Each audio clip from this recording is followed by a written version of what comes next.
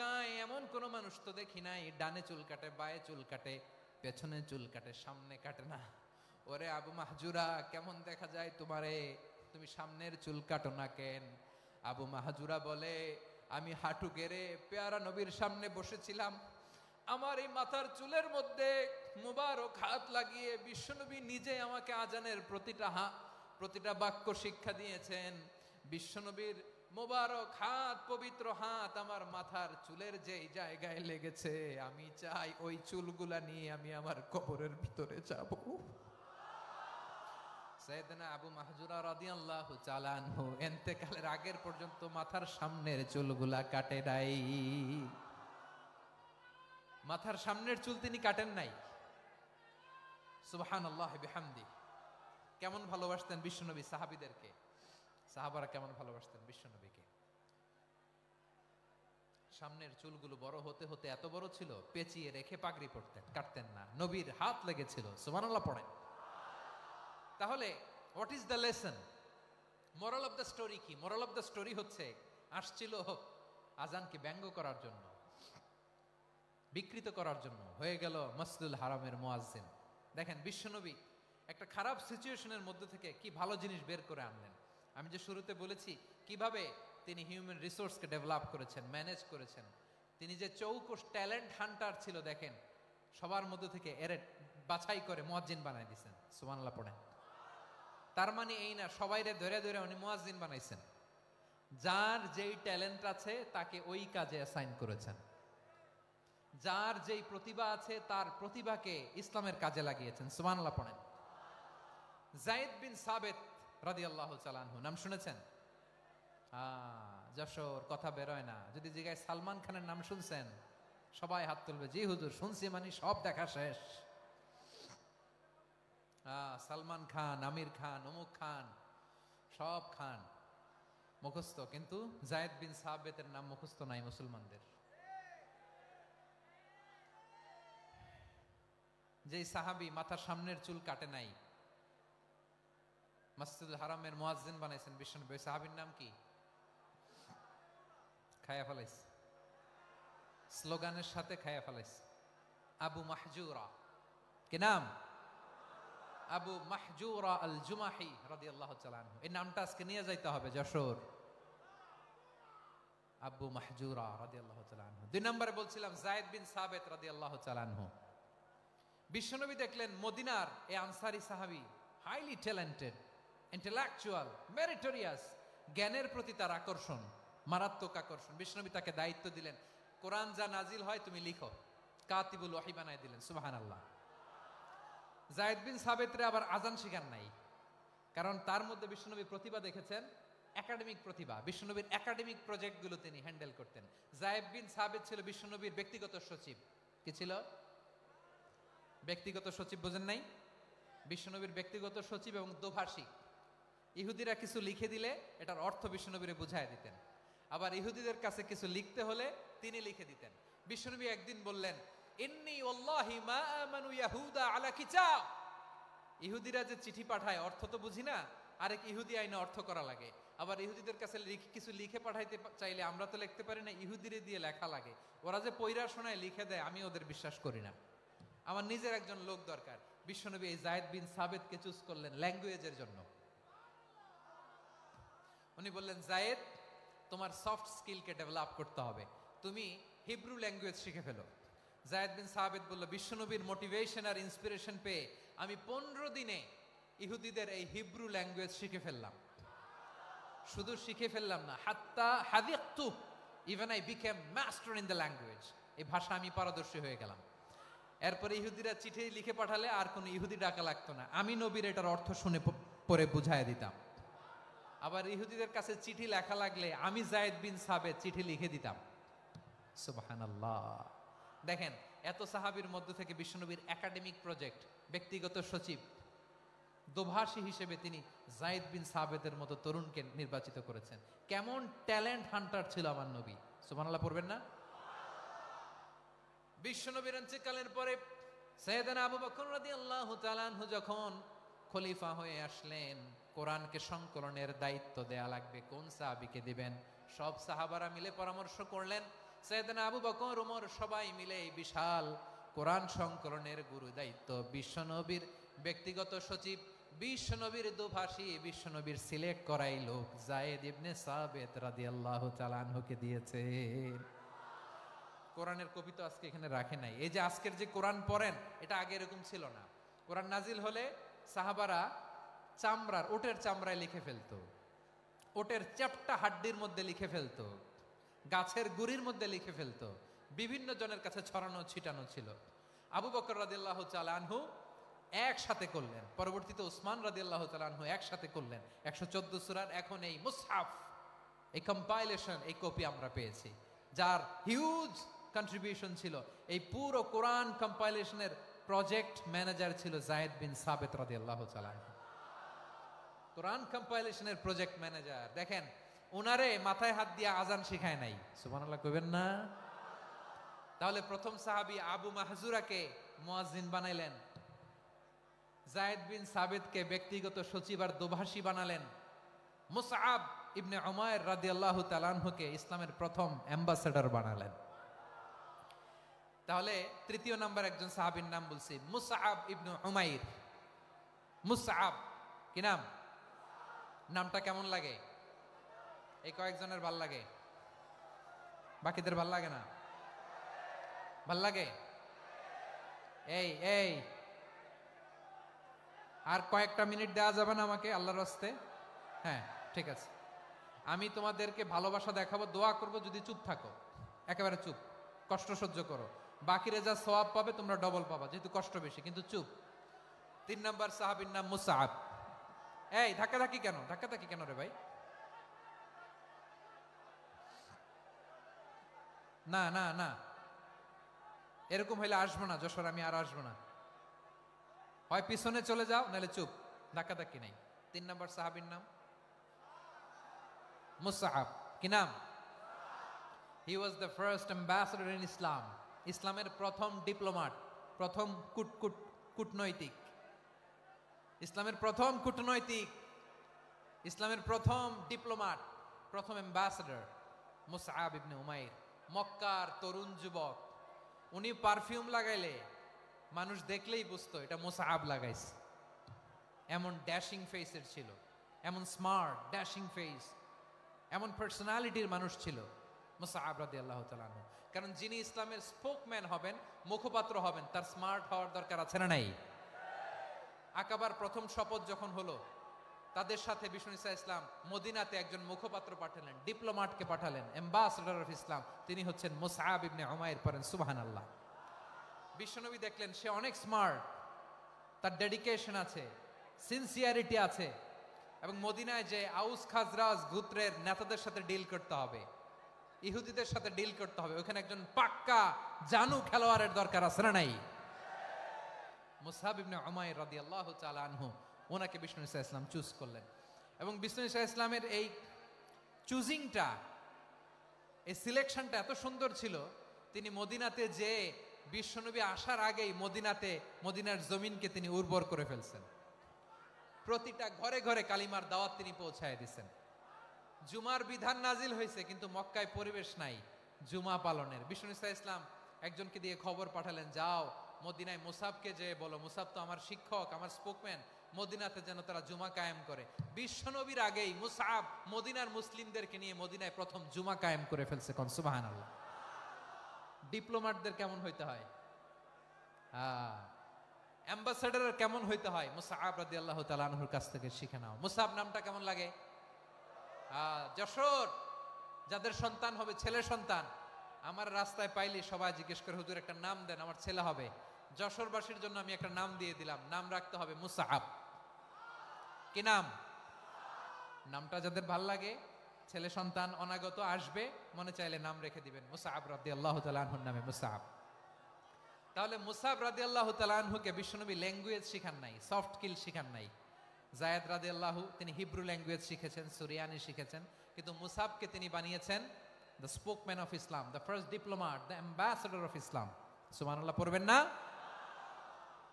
Abdullah ibn Abbas রাদিয়াল্লাহু তাআলা আনহু বিশ্বনবীর কাজিন, চাচাতো ভাই। আবার মাইমুনা রাদিয়াল্লাহু তাআলা আনহু, মাইমুনা নবীর স্ত্রী তিনি ছিলেন আব্দুল্লাহর আপন খালা। তো নবীর বউ যদি ওনার খালা হয়, নবী তার কি? বুঝে নাই, নবী তার কি? খালু। তাহলে সম্পর্ক অনেক গভীর, কাজিন আবার খালু, ছোট্ট মানুষ, তাই রাতে মাঝে মাঝে ঘরে থাকতো। বিশ্বনবী দেখলেন আব্দুল্লাহ যেহেতু আমার ঘরে ঢুকতে পারে, আব্দুল্লাহরে এই উম্মতের বড় শিক্ষাবিদ বানাইতে হবে। কথা বোঝে নাই? আব্দুল্লাহকে কি বানাইতে হবে?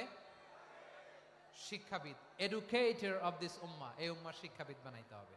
তাই আব্দুল্লাহ ইবনে আব্বাসকে বিশ্বনবী হাতে কলমে শিক্ষা দিয়েছেন। আহারে, আর এরপরে যে কি ভাষা আসবে তোমাদের জন্য আমার মুখ থেকে আমি নিজেও জানি না, আমি নিজেও জানি না। 1 ঘন্টা যাবত ধাক্কা ধাক্কি মারামারি। তো আসতে বলছে কে তোমাকে? পেছনে চলে যাও, জায়গা না পেলে। পুরো প্রোগ্রামটাই নষ্ট করে দিল।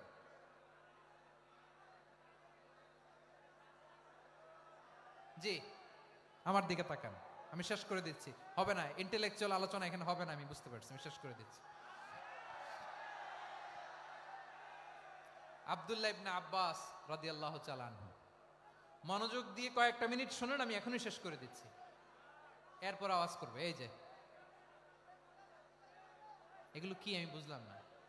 আমি বললাম না সব করা যাবে, বসে যাও, শুয়ে যাও, চলে যাও, আওয়াজ করা যাবে না। অন্যকে বসো এটাও বলার দরকার নাই, জাস্ট এদিকে তাকাও। আল্লাহ। আব্দুল্লাহ ইবনে আব্বাস রাদিয়াল্লাহু তাআলা আনহু, ওনাকে বিশ্বনবী হাতে কলমে শিক্ষা দিয়েছেন, যেহেতু উম্মতের শিক্ষাবিদ হবেন, এডুকেটর হবেন। তো বিশ্বনবী রাতে যখন তাহাজ্জুদ পড়তেন, ছোট্ট আব্দুল্লাহ ঘরে থাকতো। বুঝতে পেরেছেন? ছোট্ট মানুষ তো ঘরে থাকতো। তো বিশ্বনবী তাহাজ্জুদের জন্য একবার দাঁড়িয়েছেন, ছোট্ট আব্দুল্লাহ ওযু করে দাঁড়াইছে। আচ্ছা বলেন তো, ইমাম আর মুসল্লি মোট যদি 2 জন হয়, একজন ইমাম একজন মুসল্লি, তো মুসল্লি ইমামের কোন দিকে দাঁড়াবে? ডানে দাঁড়াবে। ছোট্ট আব্দুল্লাহ বোঝে নাই, বিশ্বনবী তাহাজ্জুদ শুরু করেছেন, উনি একতেদা করছেন আর দাঁড়াইছেন বায়ে। কোথায় দাঁড়িয়েছেন? আব্দুল্লাহ বলেন, যখন আমি বায়ে দাঁড়ালাম, আখাযা রাসূলুল্লাহ সাল্লাল্লাহু আলাইহি ওয়াসাল্লাম উযুনি আল ইউমনা ইয়াফতিলুহা, বিশ্বনবী নামাজরত অবস্থায় আমার কান ধরে টেনে আমার ডান দিকে এনে দাঁড় করায় দিলেন। পড়েন সুবহানাল্লাহ। দেখেন, হাতে কলমে শিক্ষা। আর জীবনে ভুল হবে? কথা কয় না, আর ভুল হবে? আর ভুল হবে না। এভাবে বিশ্বনবীর অনেক সঙ্গ পেয়েছেন, সফর করেছেন, একই বাহনে বসেছেন, এক বাহনে বসে লম্বা নাসিহত করেছেন, বলেছেন, ইয়া গোলাম ইহফাজিল্লাহ ইয়াহফাজকা, ইহফাজিল্লাহ তাজিদহু তুজাহাক, ইযা সাআলতা ফাসআলিল্লাহ ওয়া ইযা ইসতাআনতা ফাসতাইন বিল্লাহ। আল্লাহর বিধান মানো, আল্লাহর বিধান রক্ষা করো, আল্লাহ তোমায় রক্ষা করবে। আব্দুল্লাহ, চাইতে হলে আল্লাহর কাছে চাও, সাহায্য চাইতে হলে আল্লাহর কাছে সাহায্য চাও। মনে রাখো, গোটা বিশ্বের সবাই যদি তোমার সাহায্য করতে চায়, ততটুকুই করতে পারবে যতটুকু আল্লাহ তোমার নসিবে রেখেছে। গোটা বিশ্ব যদি তোমার বিরুদ্ধে ষড়যন্ত্রে দাঁড়িয়ে যায়, ক্ষতি ততটুকু করতে পারবে যতটুকু তোমার জন্য বরাদ্দ আছে, এর বাইরে কিছু করতে পারবে না। আওয়াজ করে বলেন ঠিক কিনা? এভাবে হাতে কলমে শিখিয়েছেন, বিশ্বনবীর সঙ্গ পেয়েছেন। উনাকে বিশ্বনবী সাল্লাল্লাহু আলাইহি ওয়াসাল্লাম শিক্ষাবিদ, এডুকেটর অফ দিস উম্মাহ হিসেবে সিলেক্ট করেছেন, হাতে কলমে শিখিয়েছেন। বিশ্বনবী একবার প্রকৃতির ডাকে সাড়া দিয়ে এসেছেন। এখন কি করতে হবে? নামাজের জন্য অজু করতে হবে। বিশ্বনবী এসেই দেখেন অজুর বদনায় পানি ভরা, খুশি হয়ে গেলেন, বললেন, কে রেখেছে পানি? একজন বলল, আব্দুল্লাহ রেখেছে। বিশ্বনবী অত্যন্ত খুশি হলেন, খুশি হয়ে একটা দোয়া করলেন, বললেন, আল্লাহুম্মা ফাক্কিহু ফিদ্দীন ওয়া আল্লিমহু তা'ওয়িল। আল্লাহ, তুমি আব্দুল্লাহকে দ্বীনের বুঝ দিও আর কোরআনের তাফসীর শিক্ষা দিও। বিশ্বনবীর এই দোয়া এমন লাগছে, উনি রাইসুল মুফাসসিরিন, এই পৃথিবীতে যত মুফাসসির ছিল, যত মুফাসসির আসবে, সকল মুফাসসিরের সম্রাট হিসেবে স্বীকৃত হয়েছেন আব্দুল্লাহ ইবনে আব্বাস। বিশ্বনবী ওনারে আজান শিখান নাই, বিশ্বনবী ওনারে ল্যাঙ্গুয়েজ শিখান নাই, বিশ্বনবী ওনারে অ্যাম্বাসাডর বানান নাই, হাতে কলমে শিক্ষা দিয়েছেন। ছোট্ট মানুষ, বিশ্বনবী ইন্তেকাল করলেন, আবু বকরের সময় গেল, ওমরে ফারুকের খেলাফত, তখনও তিনি তরুণ। ওমরে ফারুক রাদিয়াল্লাহু তাআলা আনহু ওনার ক্যাবিনেট মিনিস্ট্রির বৈঠকে এই আব্দুল্লাহ ইবনে আব্বাসকে পাশ দিয়ে বসায় রাখতেন। বয়স্ক সাহাবারা এটা পছন্দ করতো না, তারা বলতো, ঘটনা কি? আব্দুল্লাহর মতো ছেলে নাতি আমাদের আছে, এরা কেন রাখে ওমরে ফারুক? ওমরে ফারুক এটা টের পেলেন, তিনি বুঝতে পারলেন যে ক্যাবিনেট মেম্বাররা এটা পছন্দ করে না, ছোট্ট আব্দুল্লাহরা কেন রাখি, কেন যে রাখি এটা একদিন বুঝাবো। একদিন মিটিং এ তিনি সবাইকে বললেন, ইদা জাআ নাসরুল্লাহি ওয়াল ফাতহ। এই আয়াত দ্বারা উদ্দেশ্য কি বলেন তো মুরব্বী সাহাবীরা? এক সাহাবী বলেন, এই সূরা দ্বারা উদ্দেশ্য আল্লাহ বলেছেন আমাদেরকে বিভিন্ন ল্যান্ড, বিভিন্ন এলাকা বিজয় করতে হবে। ওমরে ফারুক বললেন, না, হয়নি। আরেকজন বললেন, বিজয় হওয়ার পর আমাদের বেশি বেশি আল্লাহর বরত্বের ঘোষণা দিতে হবে, এটা উদ্দেশ্য। ওমরে ফারুক বললেন, না, হয় নাই। যারা জিজ্ঞেস করেন কেউ পারে না। সব শেষে বিশ্বনবী ছোট্ট আব্দুল্লাহরে বলেন, আব্দুল্লাহ, ইদা জাআ নাসরুল্লাহি ওয়াল ফাতহ এর দ্বারা উদ্দেশ্য কি বলো তো? ছোট্ট আব্দুল্লাহ বলেন, হুয়া আজালু রাসূলিল্লাহ। এই আয়াত দ্বারা বিশ্বনবীর বিদায়কে উদ্দেশ্য নেওয়া হয়েছে। ওমরে ফারুক বললেন, হাযা হুয়া, এটাই তো সঠিক উত্তর, এটাই সঠিক তাফসীর এই আয়াতের। কারণ ইদা জাআ নাসরুল্লাহি ওয়াল ফাতহ, যখন আল্লাহর সাহায্য আর বিজয় আসবে, ওয়া রাআইতান নাসা ইয়াদখুলুনা ফি দীনিল্লাহি আফওয়াজা, আপনি দেখবেন দলে দলে, ঢলে ঢলে, বানের পানির মতো মানুষ ইসলামের দিকে ঢুকতেছে, ইসলামের বিজয় হয়েছে। তো ইসলামের বিজয়ের মিশন নিয়ে নবী আসছে, বিজয়ী যখন হয়ে গেছে এখন তো নবীর বিদায় হবে। জোরে বলেন ঠিক কিনা? কোন সাহাবী এই সূক্ষ্ম কথাটা ধরতে পারে নাই, ওই আব্দুল্লাহ ছাড়া। আব্দুল্লাহ যখন উত্তর দিছে সব সাহাবীদের টনক নড়েছে। এরপর থেকে কোনো ক্যাবিনেট মিটিং এ আর কোন সাহাবারা কোনো প্রশ্ন করে নাই, আওয়াজ করে পড়েন সুবহানাল্লাহ। বিশ্বনবী আব্দুল্লাহ ইবনে আব্বাসকে দ্য এডুকেটর অফ দ্য উম্মাহ, উম্মার শিক্ষাবিদ হিসেবে গ্রহণ করেছেন। আওয়াজ করে পড়তে হবে আল্লাহু আকবার। সাহাবীদের নামগুলো মনে থাকবে? এক নম্বরে আবু মাহজুরা, মুয়াজ্জিন বানাইছেন। যায়েদ ইবনে সাবিত, দোভাষী, ট্রান্সলেটর অফ প্রফেট, এবং তিনি ছিলেন বিশ্বনবীর ব্যক্তিগত সচিব। Musab ibn Umair, the first ambassador and diplomat of Islam. Abdullah ibn Abbas, এই উম্মার সবচেয়ে বড় এডুকেটর, শিক্ষাবিদ। আরেকজন ছিল আব্দুল্লাহ ইবনে মাসউদ রাদিয়াল্লাহু তাআলা। দুই আব্দুল্লাহ, আব্বাস গেল, আরেকজন হচ্ছে মাসউদ। মক্কার তরুণ, ছাগল পালতো মুশরিকের। বিশ্বনবী আর আবু বকর রাদিয়াল্লাহু তাআলা আনহু একবার গেলেন, যে দেখে এই তরুণ দাঁড়ায় আছে। বিশ্বনবী বলেন, আমি খুব ক্ষুধার্ত, তোমার কাছে কি দুধ আছে ছাগলের? আব্দুল্লাহ ইবনে মাসউদ বলে, আছে। ওয়ালাকিন আনা মুতামান, কিন্তু যে দুধ আছে এটা আমানতের, আমি দিতে পারবো না। বিশ্বনবী এইটা শুনেই তার টার্গেট করে ফেলছে। আনা মুতামান, দুধ আছে কিন্তু এটা আমার মালিকের, আমি তো দরদ দেখাই, আমার মালিকের দুধ আপনি পথিক, আপনারা দিতে পারি না। বিশ্বনবী টার্গেট করে ফেলছেন, এরে আমার কাজে লাগাইতে হবে। বিশ্বনবী বলেন, আচ্ছা ঠিক আছে, দুধ দিও না, কিন্তু এমন ছাগি আছে কিনা যেই ছাগির সাথে কোনো ছাগলের মিলন হয় নাই, তার ওলানে দুধও আসে নাই, বাচ্চাও নাই, এরকম ছাগির থেকে যদি আমি দুধ খাই তাহলে তো সমস্যা নাই। বলতেছে, এরকম ছাগির থেকে দুধ খাইলে সমস্যা নাই, কারণ এরকম ছাগির ওলান থেকে দুধ আসবেও না। বলতেছে, ঠিক আছে, এরকম একটা ছাগি নিয়ে আসো। নিয়ে আসা হলো। বিশ্বনবী বিসমিল্লাহ বলে ওই ছাগির ওলানে হাত দিলেন। হাত দিতে দেরি, পুরো ওলানটা দুধে ভরে যেতে দেরি হয় না। বিশ্বনবী আর আবু বকর রাদিয়াল্লাহু তাআলা আনহু দহন করে পেট ভরে খেলেন। এই দৃশ্য আব্দুল্লাহ ইবনে মাসউদের হৃদয়ে দাগ কাটলো। এই মুজিজা দেখে তিনি বললেন, আশহাদু আল্লা ইলাহা ইল্লাল্লাহ ওয়া আশহাদু আন্না মুহাম্মাদুর রাসূলুল্লাহ। তিনি ষষ্ঠ মুসলিম ছিলেন, 6 নম্বর মুসলমান। ওনাকে টার্গেট করে বিশ্বনবী দেখলেন এমন ইন্টেলেকচুয়াল ব্রেন, উনি সূক্ষ্ম সূক্ষ্ম জিনিস বুঝে বেশি, ফিকহি জ্ঞান ওনার মধ্যে বেশি। বিশ্বনবী ওনাকে কোরআনের জ্ঞান শিক্ষা দিতে লাগলেন। উনি বিশ্বনবী সবার কাছে কোরআন শোনায়, কিন্তু বিশ্বনবী নিজে আব্দুল্লাহ ইবনে মাসউদের কাছ থেকে কোরআন শুনতো। বিশ্বনবী একবার বললেন, ইকরা আলাইয়া ইয়া মাসউদ। ইবনে মাসউদ, একবার শোনাও তো কোরআন দেখি। আব্দুল্লাহ ইবনে মাসউদ বলে, আকরাউ আলাইকা ওয়া আলাইকা উনজিল। নবী, আপনার উপর কোরআন নাজিল হয় আর আমি আপনার সামনে কোরআন পড়ব। বিশ্বনবী বললেন, ইন্নী উহিব্বু আন আসমাআহু মিন গায়রি। আমি নিজে পড়তে যেমনি ভালোবাসি, অন্যে পড়ুক আমি শুনবো, এটাও আমি ভালোবাসি। সূরা নিসা তিনি তেলাওয়াত করে শুনিয়েছেন। এমন সূক্ষ্ম সূক্ষ্ম বিষয় বিশ্বনবী উনাকে ধরিয়ে দিয়েছেন। উনি হয়ে গিয়েছেন, আব্দুল্লাহ ইবনে আব্বাস হয়েছেন রাইসুল মুফাসসিরিন, উনি হয়ে গিয়েছেন ফাকিহুল উম্মাহ। ওনার চাইতে বড় ফকি এই পৃথিবী আর দেখবে না। চিল্লায় বলেন সুবহানাল্লাহ। উনি বলতেন, ওয়াল্লাহি ওয়াল্লাহি ইল্লাযী লা ইলাহা গায়রু মা উনজিলাত সূরাতুন ইল্লা ওয়া আনা আ'লামু আইনা উনজিলাত ওয়া ফিমা উনজিলাত। বিশ্বনবী এমন ভাবে কোরআনের দার্স আমাকে দিয়েছেন, কোরআনে যত সূরা নাজিল হয়েছে, যেখানে নাজিল হোক না কেন আমি জানি এটা কোথায় নাজিল হয়েছে এবং কোন প্রেক্ষাপটে নাজিল হয়েছে। এমন একটা সূরা নাই যে সূরার কোথায় নাজিল হয়েছে আমি মাসুদের জানা নাই, কোন প্রেক্ষাপটে নাজিল হয়েছে আমার জানা নাই। এরকম ঘটবে না। চিল্লায় বলেন আল্লাহু আকবার। এই আব্দুল্লাহ ইবনে মাসউদ রাদিয়াল্লাহু তাআলা আনহু ওমরে ফারুকের সময় কুফার চিফ জাস্টিস ছিলেন। কুফা নগরীর চিফ জাস্টিস। চিফ জাস্টিস বুঝেন নাই? বিচারপতি। কি ছিলেন? সবাই বলে নাই, কি ছিলেন? বিচারপতি ছিলেন। এবং ওনার যে ফিকহি জ্ঞানের ধারা, এটাই আলকামা, ইব্রাহিম আন-নাখাই, হাম্মাদ ইবনে সুলাইমান হয়ে ইমাম আবু হানিফা পর্যন্ত পৌঁছেছে। এবং ওনার ফিকহি জ্ঞানের ধারাই হানাফি মাযহাবে অ্যাকসেপ্ট হয়েছে। আজও এগুলো হানাফি মাযহাবে চর্চিত হয়। হানাফি মাযহাবের সব ফিক আব্দুল্লাহ ইবনে মাসউদের ফিকহি জ্ঞানের ধারা থেকে নেওয়া হয়েছে। চিল্লায় পড়েন সুবহানাল্লাহ। তাহলে উনাকে বিশ্বনবী বানিয়েছেন জুরিস্ট, জুরিস্ট, আইনবিদ, ফকিহ। উনারে আজান শিখান নাই। হিউম্যান রিসোর্স ডেভেলপমেন্ট কিভাবে করবেন, মানব সম্পদের উন্নয়ন কিভাবে করতে হয়, কিভাবে যার যেখানে প্রতিভা কাজে লাগাতে হয় উনি দেখিয়েছেন। সুবহানাল্লাহ পড়বেন না? খালিদ বিন ওয়ালিদ নাম শুনছেন?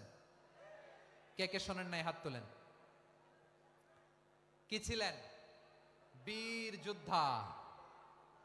বীর যোদ্ধা ছিলেন খালিদ বিন ওয়ালিদ। কিন্তু তিনি ইসলাম ধর্ম গ্রহণ করেছেন অনেক দেরিতে, 8ম হিজরিতে। তার মানে 8ম হিজরির আগে উনি মুশরিকদের পক্ষে লড়াই করেছেন। ওনার হাতে কত মুসলিম সাহাবী যে নিহত হয়েছে হিসাব নাই। বিশ্বনবী টার্গেট করে রাখছে, তুমি আমাদের মুসলিমদের এত ক্ষতি করলা, তুমি যখন মুসলমান হবা তোমারে দিয়ে আমি এমন কাম করামু যে এটা আর কেউ করতে পারবে না। সুবহানাল্লাহ নাই? যশোর ক্লান্ত হয়ে গেছে।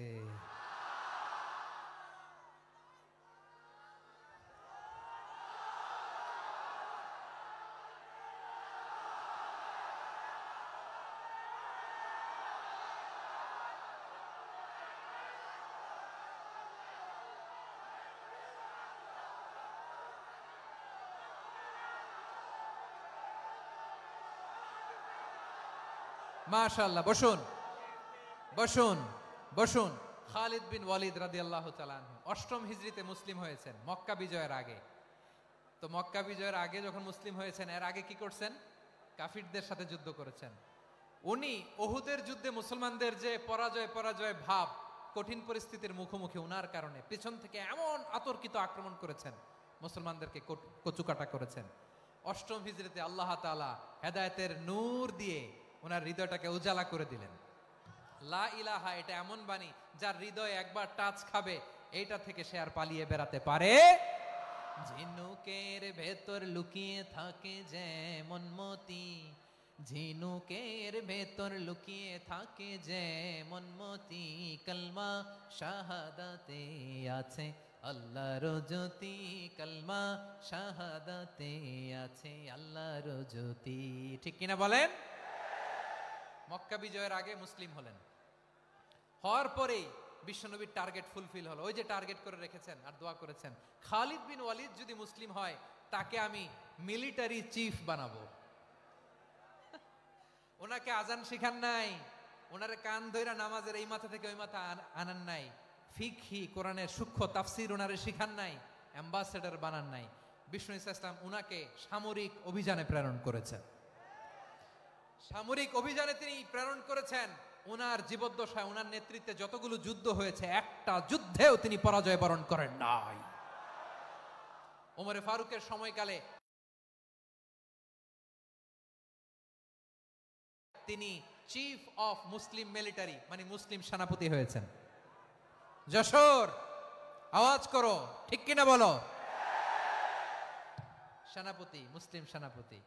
তাহলে কিভাবে হিউম্যান রিসোর্স ব্যবহার করতে হয় গোটা বিশ্ব আমার নবীর কাছ থেকে শিখে নাও। খালিদ বিন ওয়ালিদ, ওনাকে বিশ্বনবী একটা উপাধি দিয়েছেন।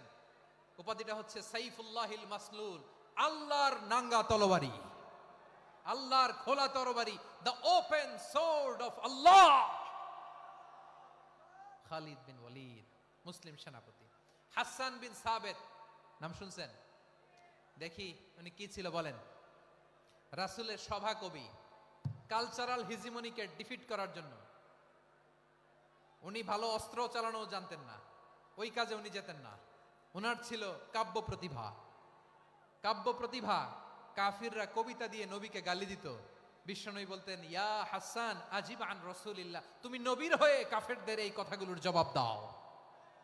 বিশ্বনবীর একটা মিম্বার ছিল, বিশ্বনবীর মিম্বারের পাশাপাশি মসজিদে নববীতে এই হাসান বিন সাহাবেতের জন্য বিশ্বনবী একটা স্পেশাল মিম্বার বানিয়ে দিয়েছেন। এখান থেকে তুমি জবাব দাও। এবং বিশ্বনবী বলেছেন আল্লাহুম্মা আইয়িদহু বিরূহিল কুদুস। আল্লাহ, হাসান আমার পক্ষে জবাব দেয়, তুমি জিব্রাইল মারফত তাকে সাহায্য পাঠায়া দিও।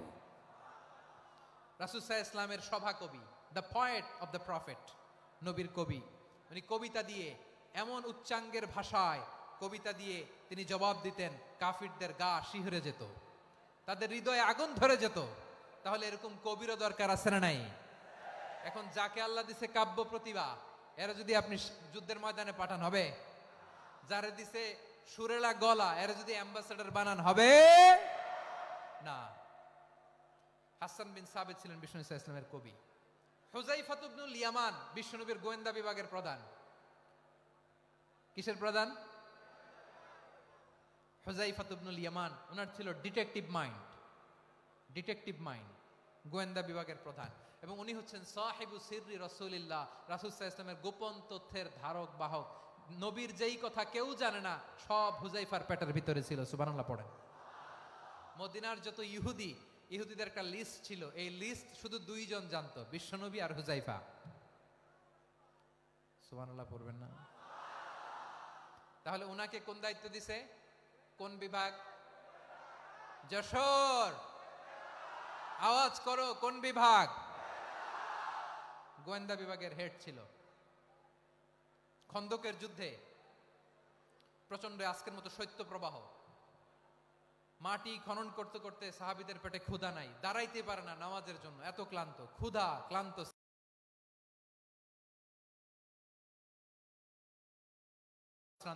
বিশ্বনবী বললেন, কে আছো এই কঠিন শীত, এই ভয় আর ক্ষুধার মধ্যেও খন্দকের পরীক্ষার টপকে শত্রু শিবিরে যে আমাকে তথ্য দিবা? কে আছো? কারো গায়ে শক্তিই নাই যে দাঁড়াবে, কেউ দাঁড়ায় না। বিশ্বনবী তখন নিজে হুযায়ফাকে ডাক দিলেন, হুযায়ফা, যে আমাকে আজকে শত্রু শিবিরের তথ্য এনে দিবে, সে জান্নাতে আমার মোরাফাকা, আমার সঙ্গী হবে। হুযায়ফা রাদিয়াল্লাহু ইবনুল ইয়ামান জীবনের ঝুঁকি নিয়ে এই ক্ষুধা, শৈত্য প্রবাহ, কোল্ড ওয়েভসকে উপেক্ষা করে পরীক্ষা টপকে শত্রু শিবিরে যে সবার কথাগুলো চুপে চুপে শুনে বিশ্বনবীর দরবারে এসে গোয়েন্দাদের মতো তথ্য সরবরাহ করেছে। বিশ্বনবীর গোয়েন্দা বিভাগের প্রধান হুযায়ফা ইবনুল ইয়ামান ইন্টেলিজেন্স বিভাগ চালাতেন। মুনাফিকদের নাম ওনার কাছে ছিল। মুআয ইবনে জাবাল মদিনা রাষ্ট্রের সবচেয়ে সিনিয়র আমলা ছিলেন। আমলাতন্ত্র চিনেন তো? প্রশাসনিক কাজ যারা চালায়, অ্যাডমিনিস্ট্রেশন বুঝেন না? The department of administration. মদিনার রাষ্ট্রের সিনিয়র আমলা মুআয ইবনে জাবাল মুতাখাসসিসুন ফিল হালাল ওয়াল হারাম, হালাল হারামের স্পেশালিস্ট ছিলেন। বিশ্বনবী উনাকে ইয়ামানের গভর্নর করে পাঠাইছেন। বলেছেন, ইন্নাকা তা'তি কওমান আহলা কিতাব, এমন গোষ্ঠীর কাছে যাবা এরা ইহুদি নাসারা, আগে শাহাদা পড়লে এরপরে নামাজের দাওয়াত দিও, নামাজ পড়লে যাকাতের দাওয়াত দিও। গভর্নরের অ্যাটিটিউড যেমন থাকে তেমন অ্যাটিটিউড ধরে রেখো। সুবহানাল্লাহ পড়েন। তাহলে মুআয ইবনে জাবালকে দিয়ে বিশ্বনবী কবিতা লেখায় নাই, চিঠি লেখায় নাই, আজান দেওয়ায় নাই। সুবহানাল্লাহ পড়বেন না? সব শেষ সাহাবী বলি আবু হুরায়রা রাদিয়াল্লাহু তাআলা আনহু। নাম শুনছেন? বিড়ালের বাবা। কি করতেন? খালি হাদিস মুখস্থ করতেন। উনি বলতেন, আলজামু রাসূলুল্লাহ আলা মিল ইবাতনি, আমার শুধু পেটের ক্ষুধার বন্দোবস্ত হইলে আমি নবীর সঙ্গ ছাড়তাম না। আমার আনসার সাহাবারা ক্ষেত খামারের কাজ করতো, আমার মুহাজির সাহাবারা ব্যবসা করতো, আর আমি নবীর সাথে সাথে থাকতাম। শুধু সকাল বিকাল দুই বেলা যদি আমার খাবারের বন্দোবস্ত হয়, আমি আর নবীর লক ছাড়ি না। সুবহানাল্লাহ কইবেন না? 5374টা হাদিস তিনি বর্ণনা করেছেন। সবচেয়ে বেশি হাদিস বর্ণনাকারী সাহাবী। হাদিস প্রিজার্ভেশনের কাজে বিশ্বনবী ওনাকে কাজে লাগিয়েছেন। উনি একদিন বলেন, ইয়া রাসূলুল্লাহ আসমাউ মিনকা কাসীরান ফালা আহফাজু, নবী অনেক কথা শুনি আমার মনে থাকে না। বিষ্ণু বললেন, তাই? উবসুত রিদাক, তোমার চাদরটা বিছাও। আবু হুরায়রা বিছালেন, বিশ্বনবী হাত বুলায় দিলেন, এরপরে অনেক হাদিস বর্ণনা করলেন। আবু হুরায়রা বলে, তারপর থেকে বিশ্বনবী যাই বর্ণনা করে আমি শুনি আর একটাও ভুলি না এখন। সুবহানাল্লাহ। বিশ্বনবী ওনাকে হাদিস প্রিজার্ভেশন, নবীর এই যে লক্ষ্য হাদিস প্রিজার্ভেশনের এই দায় দায়িত্ব দিয়েছেন সাইয়েদনা আবু হুরায়রা রাদিয়াল্লাহু তাআলা আনহুকে। প্রিয় ভাইরা, তাহলে 10 জন সাহাবীর কথা যে বললাম, আপনারা কি খেয়াল করেছেন কত বড় ট্যালেন্ট হান্টার, চৌকস ট্যালেন্ট হান্টার ছিল আমার নবী। এক একজনের এক এক ট্যালেন্ট, এক এক কাজে অ্যাসাইন করেছেন, এক একজনকে এক এক দায়িত্ব দিয়েছেন, এক একজনের প্রতিভাকে এক একভাবে বিকশিত হওয়ার সুযোগ দিয়েছেন। আওয়াজ করে বলেন ঠিক কি না? এখন আমার পর্দার আড়ালে আমার মায়েরা বলবে, এতগুলো পুরুষ সাহাবীর কথা বললো, নারী সাহাবীরা কি কিছু করে নাই? হ্যাঁ, একজন নারী সাহাবীর কথা বলে মোনাজাত হবে, দোয়া ছাড়া কেউ যাব না। রুফাইদা আল আসলামিয়া রাদিয়াল্লাহু তাআলা আনহা, ওনার বাবার নাম সাআদ আল আসলামি। বিশ্বনবী কি খেয়াল করলেন দেখেন, সাআদ ছিল মদিনার বড় ডাক্তার। এই নারী সাহাবী রুফাইদা বাবার কাছ থেকে চিকিৎসা বিদ্যা শিখেছেন। যখন শিখছে, বিশ্বনবী দেখলেন আমার তো প্রতি সপ্তাহে সপ্তাহে যুদ্ধে আহত সাহাবীদের সেবা দিবে কে? বিশ্বনবী রুফাইদাকে বললেন, রুফাইদা তুমি মসজিদে নববীর পাশে একটা মেডিকেল ক্যাম্প করো। এই যে সাকিনা আদ্দিন মেডিকেলের আমার ছাত্রী বন্ধুরা, শুনে রাখো, তোমাদের আইকন হচ্ছে রুফাইদা আল আসলামিয়া। বিশ্বনবীর ডিরেকশন অনুযায়ী তিনি মসজিদে নববীর পাশে একটা মেডিকেল ক্যাম্প করলেন এবং আহত সাহাবাদের চিকিৎসা উনি ওনার টিম নিয়ে দিতেন। বিশ্বনবীর পরামর্শে উনি আনসারি এবং মুহাজির মহিলা সাহাবীদেরকে নিয়ে একটা স্পেশাল মেডিকেল টিম গঠন করলেন।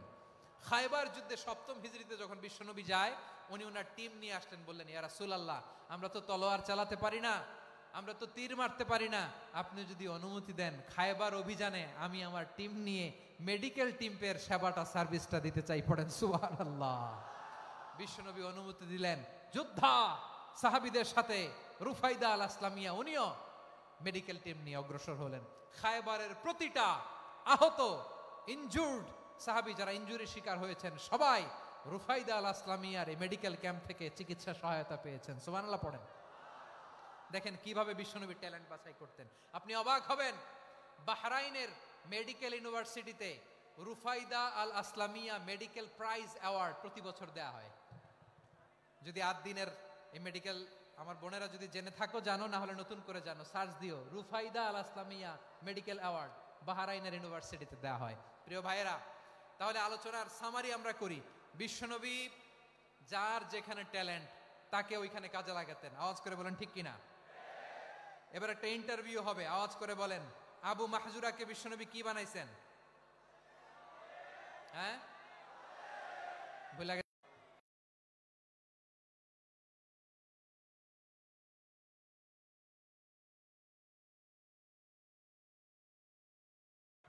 হাসান বিন সাবিত ছিলেন বিশ্বনবীর সভাকবি। কি ছিলেন? বিশ্বনবীর সভাকবি ছিলেন। এরপরে হুযায়ফা ইবনুল ইয়ামান কি ছিলেন? হ্যাঁ, গোয়েন্দা বিভাগের প্রধান। মুআয ইবনে জাবাল কি ছিলেন? সিনিয়র আমলা, ইয়ামানের গভর্নর। আবু হুরায়রা রাদিয়াল্লাহু তাআলা আনহু হাদিস প্রিজার্ভেশনের কাজ করেছেন। আর আমাদের রুফাইদা আল আসলামিয়া রাদিয়াল্লাহু তাআলা আনহা কি ছিলেন? নার্স ছিলেন। নার্স হয়ে মেডিকেল সেবা দিয়েছেন। প্রিয় ভাইয়েরা, পুরো আলোচনার যদি সামারি করি, তাহলে বিশ্বনবী যেভাবে হিউম্যান রিসোর্সকে ম্যানেজ করেছেন, যার যেখানে প্রতিভা কাজে লাগিয়েছেন, আমরাও যদি করি, আমাদের বাংলাদেশের চিত্র আমরা পাল্টে দিতে পারবো। আমরা শুরুতে শুনেছি মানুষের আছে অসীম সম্ভাবনা, প্রতিটা মানুষ অনন্য, যত্ন নিলে, যথাযথ পরিচর্যা করলে মানুষ বিশ্ব জয় করতে পারে। ঠিক কিনা? আমাদের হাফেজে কোরআনের সামনে দাঁড়াতে পারে এমন কোন হাফেজে কোরআন আল্লাহর জমিনে জন্ম হয় নাই। গোটা বিশ্ব কাঁপিয়ে তারা সেরা, আমাদের ক্রিকেটাররা সেরা, আমাদের তৈরি পোশাক শিল্প সেরা। এরকম অনেক অনেক সেরা জিনিস আছে, আমরা এগুলোরে নার্চারিং করতে পারি নাই, পরিচর্যা করতে পারি নাই, সঠিক তারবিয়াতের অভাব। তাহলে মানুষের অসীম সম্ভাবনাকে কাজে লাগাতে হবে। ঠিক কিনা বলেন? ইউনুস গভর্নমেন্টকে আমি বলবো, অল্প সময়ের জন্য আপনারা এসেছেন, সংস্কারও করতে হবে, আবার নির্বাচনও করতে হবে। সব সংস্কার হয়তো করতে পারবেন না, যতটুকু পারবেন এর মধ্যে আমাদের যে হিউজ ম্যান পাওয়ার, আমাদের যে মানব সম্পদ, হিউম্যান রিসোর্স, এটাকে ডেভেলপ করে আপনাদের যেতে হবে। যেটা পারবেন না সেটাকে পরবর্তী নির্বাচিত গভর্নমেন্টের কাছে রেখে যেতে হবে, যে তারা যেন করে, তাদের কাছে আপনারা এটা রেখে যাবেন। তাহলে মানুষ চাইলে বিশ্ব জয় করতে পারে। আর মানুষকে হারাতে পারে কেউ? জোরে বলো যশোর, মানুষকে হারাতে পারে কেউ? আল্লাহ আমাদেরকে জনসংখ্যা দিয়েছেন প্রিয় ভাইয়েরা। এই জনসংখ্যা অনেক বড় সম্পদ, এটা আমাদের জন্য অভিশাপ নয়, আশীর্বাদ। আমাদের জনসংখ্যাকে যদি আমরা জনশক্তিতে রূপান্তর করতে পারি, আজকে বাংলাদেশ যে অবস্থানে দাঁড়িয়ে আছে, বাংলাদেশ তার 20 গুণ উন্নতির শিখরে চলে যাবে। চিল্লায় বলো ঠিক কিনা?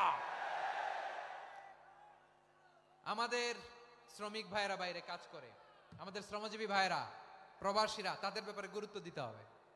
আমাদের শ্রমের দাম সবচেয়ে কম, সবচেয়ে কম। তারা এম্বাসিতে গুরুত্ব পায় না, এয়ারপোর্টে গুরুত্ব পায় না। এই সরকার অবশ্য তাদেরকে অনেক গুরুত্ব দিচ্ছে। আমাদের অদক্ষ শ্রমিককে যখন আমরা দুবাই পাঠাই, অল্প বেতন পায়, কিন্তু ইন্ডিয়ানরা দক্ষ শ্রমিক পাঠাইলে তার 3 গুণ বেতন পায়।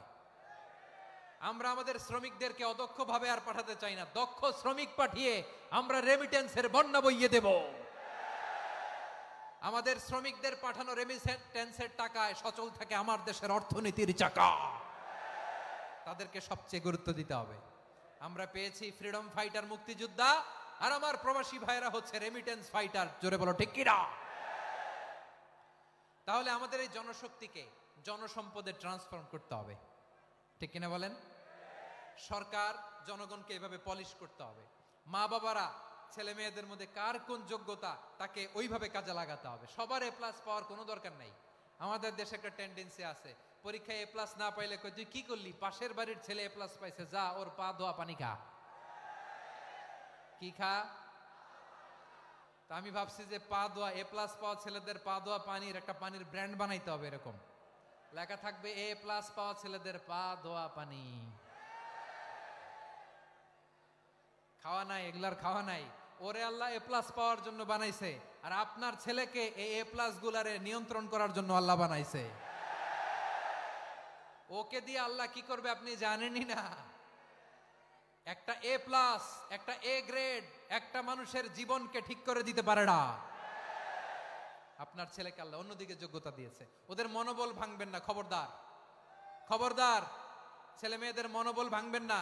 যাকে দিয়ে যেটা হবে তাকে দিয়ে সেটা করতে হবে, তার প্রতিভাকে সেভাবে কাজে লাগাতে হবে। তাহলে বাংলাদেশ, আমাদের এই জনসংখ্যা জনসম্পদে রূপান্তরিত হবে।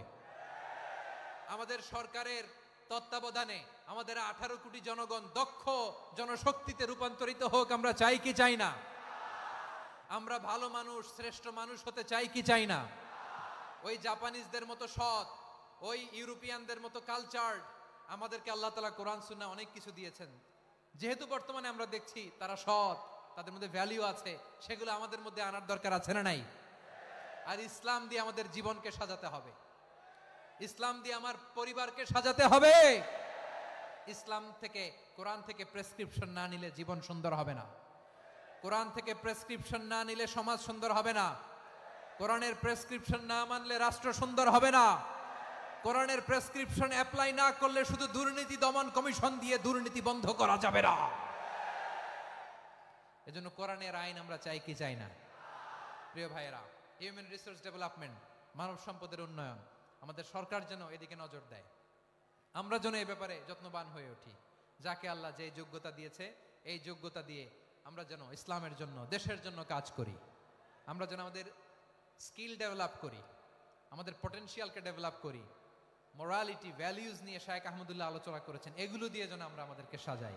আল্লাহ তাআলা আমাদের দেশকে তুমি নিরাপদ করো, আমরা পড়ি আমিন। আল্লাহ আমার 18 কোটি জনগণকে তুমি জনশক্তিতে রূপান্তরিত করো, আমিন। আল্লাহ আমরা হাতে হাত রেখে, কাঁধে কাঁধ মিলিয়ে, ভাইয়ে ভাইয়ে যেন এই দেশকে গড়তে পারি, আল্লাহ তুমি তৌফিক দান করো, আমরা পড়ি আমিন। আমার প্রিয় মহিউদ্দিন ভাই বলেছেন, হুজুর এমন একটা ঘোষণাপত্র দিয়ে যাবেন আজকের এই ঐতিহাসিক যশোরের প্রোগ্রামে, যেটা গোটা বাংলাদেশে মানুষ এটার উপর আমল করে।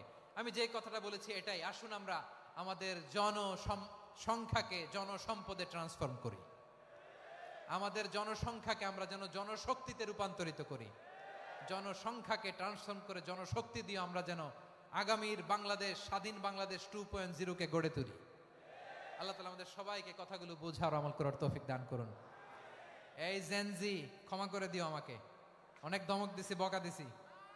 আল্লাহ তোমাদেরকে করুক, কবুল করুক, যশোরবাসীকে কবুল করুক, আদ দিনকে কবুল করুক, এই মেডিকেল কলেজকে কবুল করুক, ইসলামের জন্য বাদ ভাঙা এই জোয়ার এবং উচ্ছ্বাসকে আল্লাহ তাআলা কবুল করুক।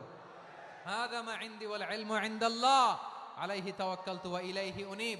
সুবহানাকাল্লাহুম্মা বিহামদিকা আশহাদু আল লা ইলাহা ইল্লা আনতা আস্তাগফিরুকা ওয়া আতুবু ইলাইক। আল্লাহুম্মা আমিন। রব্বানা ظلمنا أنفسنا وإن لم تغفر لنا وترحمنا لنكونن من الخاسرين. ربنا آتنا في الدنيا حسنة وفي الآخرة حسنة وقنا عذاب النار. ও বিশাল আকাশের মালিক, বিশাল জমিনের মালিক, তোমার আকাশ বাতাসের তুলনায় আমাদের হাত দুইটা বড় ছোট্ট রে আল্লাহ। ছোট দুটি হাত পেতে বুক ভরা আশা নিয়ে তোমার শাহী দরবারে চেয়ে রইলাম। আমাদের জিন্দেগির গুনাহ খাতা তুমি মাফ করে দাও। আমাদের আব্বা আম্মা দাদা দাদি আত্মীয় স্বজন সবার গুনাহ খাতা তুমি মাফ করে দাও। আমাদের যত আত্মীয় স্বজন কবরের বাসিন্দা প্রত্যেকের কবরটারে তুমি কোরআনের নূর দিয়ে মুনাওয়ার করে দাও। আল্লাহ আজকের এই যশোরের প্রোগ্রামকে তুমি কবুল আর মঞ্জুর করে দাও। সূরা বনী ইসরাঈলের 70 নম্বর আয়াতের আলোকে জনসংখ্যাকে কিভাবে জনশক্তি জনসম্পদে রূপান্তরিত করা যায়, সিরাতের লেন্সে সিরাত থেকে আমরা শুনলাম। যা কিছু শুনলাম আমল করার তৌফিকে দাও রব্বুল আলামিন। আমার বাংলাদেশকে সোনার বাংলাদেশ হিসেবে কবুল করে নাও। আজকের প্রোগ্রামে যারা জয়েন করল তাদেরকে তুমি কবুল করে নাও রব্বুল আলামিন। লক্ষ লক্ষ নারী পুরুষ যশোরের এই ঐতিহাসিক তাফসীর প্রোগ্রামের মাহফিলে জয়েন করেছে আল্লাহ। যেভাবে সহি সালামতে আজকে মাহফিলে জয়েন করলো, সহি সালামতে প্রত্যেক ভাই এবং বোনকে তুমি গন্তব্যে পৌঁছে দিও আল্লাহ। কত বড় বড় আল্লাহর ওলিরা এখানে এসেছে, মাদ্রাসার হুজুররা এসেছে, পর্দার আড়ালে কত বড় নেককার নারীরা এসেছে আল্লাহ। যার হাতকে তোমার পছন্দ হয়, যার ইবাদতকে পছন্দ হয়, তার ইবাদতের ওসিলায় আজকের দোয়াটা তুমি কবুল আর মঞ্জুর করে দাও। রব্বানা তাকাব্বাল মিন্না ইন্নাকা আনতাস সামিউল আলিম ওয়া তুব আলাইনা ইয়া মাওলানা ইন্নাকা আনতাত তাওয়াবুর রহিম। সুবহানাকা রাব্বিকা রাব্বিল ইজ্জাতি আম্মা ইয়াসিফুন ওয়া সালামুন আলাল মুরসালিন والحمد لله رب العالمين. واجعل آخر كلامنا عند الموت لا إله إلا الله محمد رسول الله.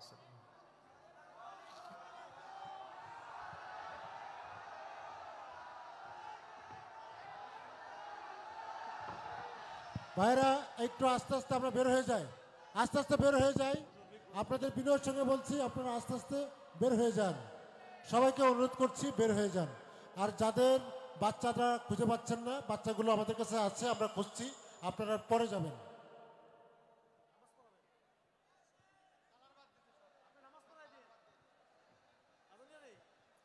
আস্তে আস্তে শৃঙ্খলার সাথে সহি সুস্থভাবে বের হয়ে যান ভাইরা, ধাক্কা ধাক্কি করবেন না।